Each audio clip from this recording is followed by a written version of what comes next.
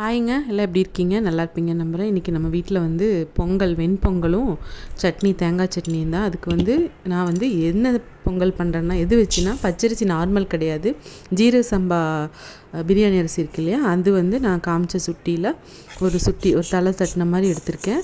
அப்புறம் 1/4 கப்பு பாசிப்பருப்பு, அதை வந்து நான் வந்து வெறும் வடை சட்டியில் வறுத்தெடுத்துருக்கேங்க. லைட்டாக வாசம் வர மாதிரி வறுத்தெடுத்து அது ரெண்டையும் ஒன்றா சேர்த்துட்டு நல்லா கழுவி வச்சாச்சு. இந்த பக்கம் என்னென்னா, குக்கரில் கொஞ்சமாக ஒரு அரை ஸ்பூனுக்கு நெய் விட்டு அது எல்லாமே எல்லா பக்கம் ஸ்ப்ரெட் பண்ணி விட்டுருக்கேன்.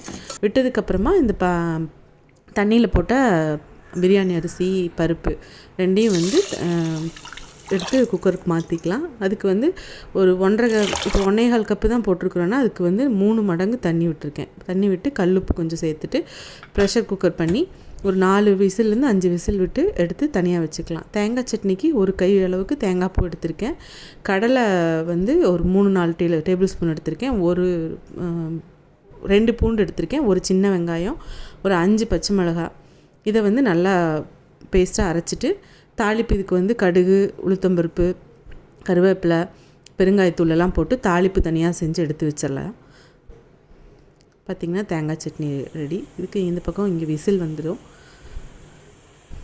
இதுக்கு நான் எனக்கு என்னென்னா, அந்த சைடில் வர்றதுக்கு வந்து அந்த திருவக்கொடின்னு சொல்லுவோம் இல்லையா, அது நம்ம வைப்போம்ல, அது வைக்கிறதுக்கு மறந்துட்டேன். இப்படி நல்லா ஓவராக வளைஞ்சிருச்சு. அதை மட்டும் பார்த்து பண்ணிக்கோங்க. இது குக்கரில் ஓப்பன் பண்ணும்போது நல்லா குழஞ்சிருந்தது சாதம்.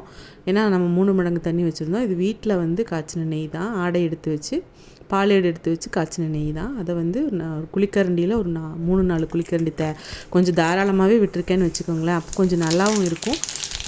அதனால் உங்களுக்கு கம்மியாக போதுன்னா அது மாதிரி பண்ணிக்கிங்க. இல்லை ஒரு ஸ்பூனுக்கு வந்து சீரகம், 1 ஸ்பூனுக்கு குருமிளகு. குழந்தைங்க சாப்பிட மாட்டாங்கன்னு நினச்சிங்கன்னா இடித்து நுணுக்கி கூட போடலாம், குருமிளகு சீரகத்தையும். அப்புறம் இஞ்சி துருவல், பச்சை மிளகா, கருவேப்பிலை, மல்லித்தலை எல்லாம் போட்டிருக்கேன். கடைசியாக காமிச்சது முந்திரி பருப்பும் கொஞ்சமாக ரைசின்ஸு, உலர் திராட்சை அதை போட்டுட்டு நல்லா பொன்னிறமாக வறுத்ததுக்கப்புறமா இந்த நம்ம குலைவாக இருந்த பொங்கலில் வந்து நம்ம எல்லாம் மசிச்சு விட்டு வச்சுருந்தேன். அதில் வந்து இதை கொட்டிட்டு கிளறி எடுத்துக்கலாம். இப்போ தேங்காய் சட்னியோடு இதை சர்வ் பண்ணிங்கன்னா ரொம்ப சூப்பராக டேஸ்டியான வெண்பொங்கல் தேங்காய் சட்னி. சாம்பார் நம்ம வீட்டில் ஏற்கனவே அந்த ரெசிபிஸ் போட்டதுனால நான் வந்து அதை காமிக்கலை. சாம்பாரோட வடை மட்டும்தான் மிஸ்ஸிங். மற்றபடி தேங்காய் சட்னி, வெண்பொங்கல், சாம்பார்னு சூப்பரான அடிப்பொலியான பிரேக்ஃபாஸ்ட்டுங்க. என்ன தூக்கம் வரும் அது மட்டும்தான். மற்றபடி இது செம்மையாக இருக்கும். ட்ரை பண்ணி பாருங்கள்.